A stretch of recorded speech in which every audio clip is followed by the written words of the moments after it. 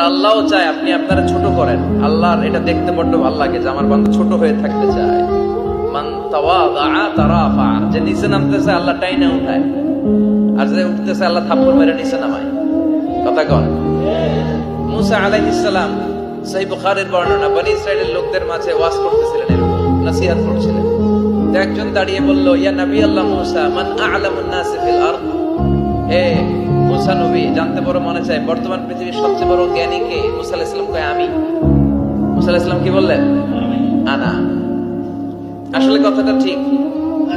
আল্লাহ যখন যে নবীকে পৃথিবীতে পাঠায় তখন তাকে সবচেয়ে বেশি জ্ঞান দিয়ে পাঠায়, সে হিসেবে ঠিকই উনি সবচেয়ে জ্ঞানী। কিন্তু উনি এইভাবে নিজেকে সবচেয়ে বড় জ্ঞানী বলে দিবে, এটা আল্লাহর পছন্দ হয় না। আল্লাহ চেয়েছিলেন মুসা আলাইহিস সালাম যেন বলে আল্লাহু আ'লাম, আল্লাহই জ্ঞানী। সুবহানাল্লাহ কইবেন না? কিন্তু তা না করে উনি কি করলেন? যখন বলল সবচেয়ে বড় জ্ঞানী কে, উনি হুট করে কি বলে ফেললেন? আনা, আমি। আল্লাহ এটা পছন্দ করেনি। আল্লাহ ডেকে বললেন, মুসা, ইউ আর অ্যাবসলিউটলি রং, তুমি ভুল করেছো। তুমি সবচেয়ে জ্ঞানী নও, তোমার চেয়ে বড় জ্ঞানী আছে।